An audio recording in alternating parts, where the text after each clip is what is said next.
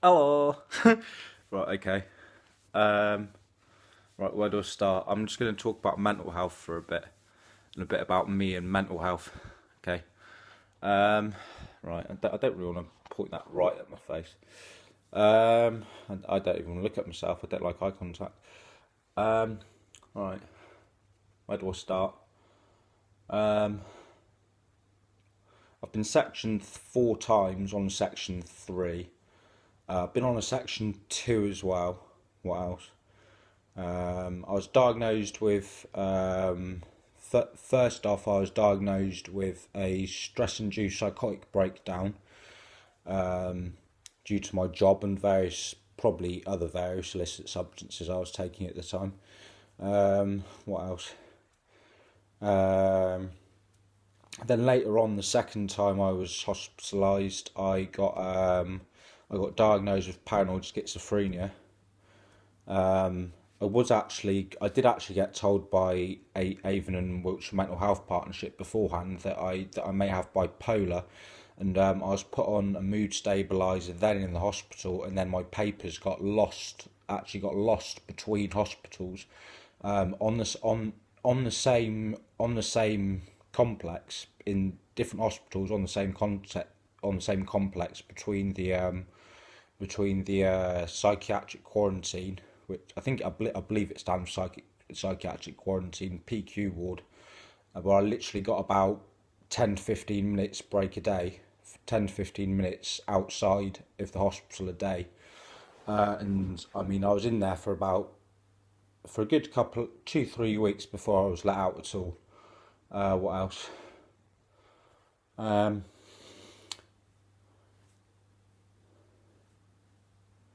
So yeah, they said I might have bipolar, which is which is now called schizoaffective disorder, which is what I've been diagnosed with now.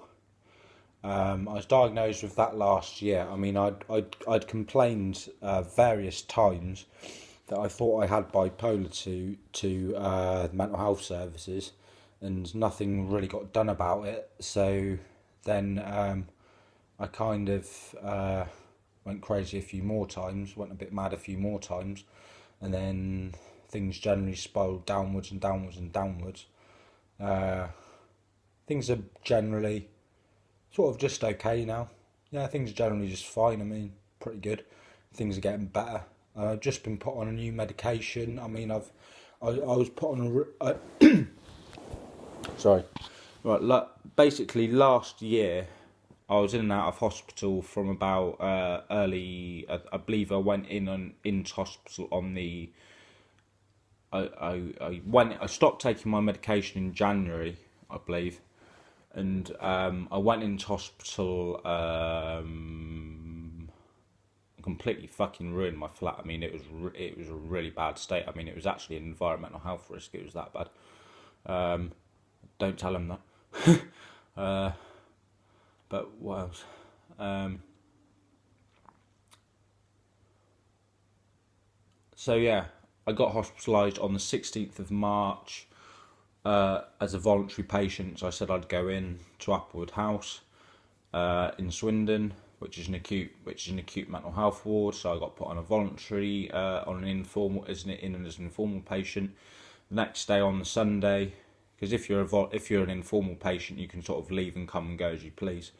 So I sort of decided to go out on St Patrick's Day on the 17th of March on the next day, and got really drunk in the local pub.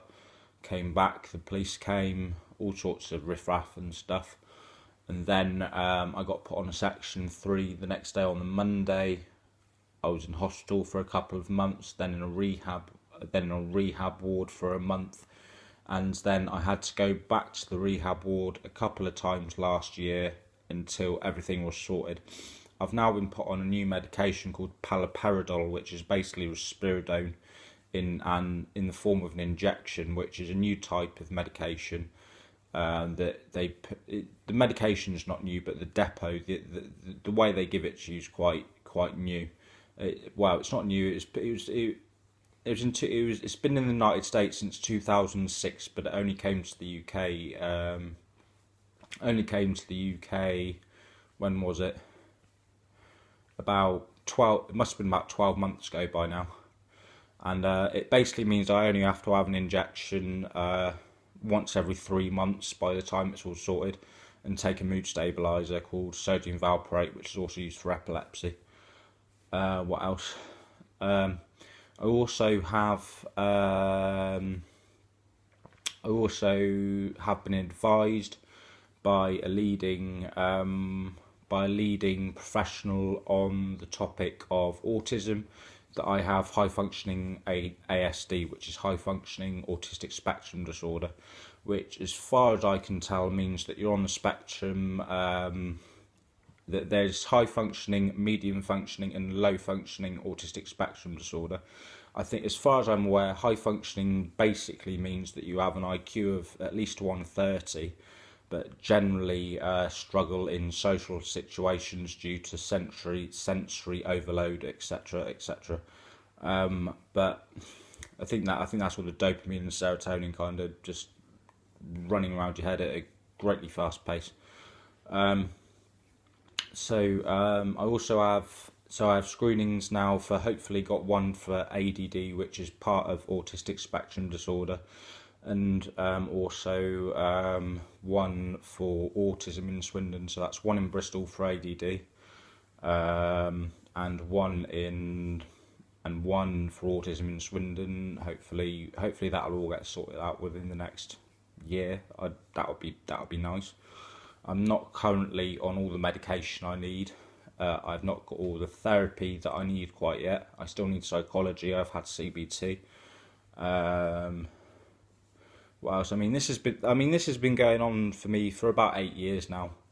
This is literally it's been 8 years actually. Yeah, it's been 8 years. I've been in and out of hospital, struggled with mental health problems. I believe I was struggling with mental health problems probably for about 2 years prior to that. 2 years prior to when I was 20, when I was 18. Because when you're 18 is when your brain starts developing in some quite funny ways. But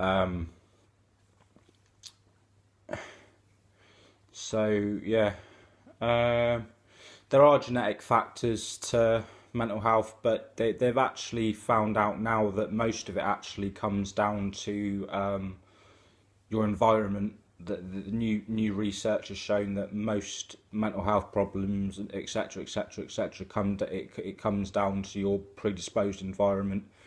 And I've been in some pretty bad environments actually. I've lived in some pretty bad environments, and I've worked in some pretty bad environments.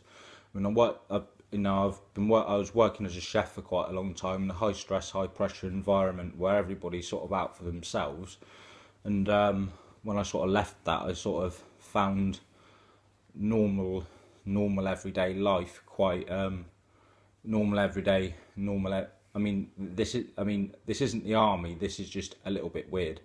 I don't really get it, but you don't get paid very much, and you run around like a headless chicken all day, trying to doing exactly what your boss tells you to all day.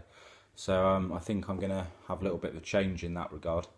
I've always been not relatively career focused. I've always been highly career focused and highly ambitious. I've always wanted to make a success of myself creatively, I suppose, and get recognition for that in some sense. Money, I'd like a little bit. Don't need huge amounts. Yeah. What else will I say? If you are sort of stuck in the benefit system with any sort of disability, whether that's mental health, physical health, whatever, I'd generally advise you to use the system to your advantage, because there will be no signposting as to where to go, where to get various forms of education that's completely free, where to get work, where to do activities, etc. There is no form of general signposting by the governing body whatsoever. It's absolutely terrible. You need to generally find these things out for yourself, and or get someone else to find out for you. Right. So I mean, I live in probably the nicest area of Swindon now. It's a very nice area to live in. Um, I mean, I have a very nice flat. I'm probably going to college in September to do art and design, and generally sort of take my career in a different direction. I mean, if I just show you around my flat a bit, I mean, it's actually pretty nice. I mean, I've done this out of pretty much nothing, not nothing, a little bit, but not very much. So I'll just show you around a little bit. Right, that's my telly. That's my PlayStation 4 Pro, and the thing for all the extra games. These are all my. This is my library of cooking books. As you can see, I am not obsessive in any nature whatsoever. Just some stuff, chess, and all this. So yeah, I'm actually relatively happy with all this now, and things are generally getting a lot better. Look, I even have a pretty middle class toaster and a kettle over there, which is quite nice. I only drink little beers now. There's painting I did. Painting. Let's just go around a bit more, and more paintings, more paintings, more paintings, and books and shoes. There's a painting. There's a painting. We're not going to the bathroom. There's a painting of bacons, and there's a painting. Okay, so what else? No, I think that's pretty much it. Yeah, that's 12 minutes. I'll keep it to that. Oh yeah, thank you very much.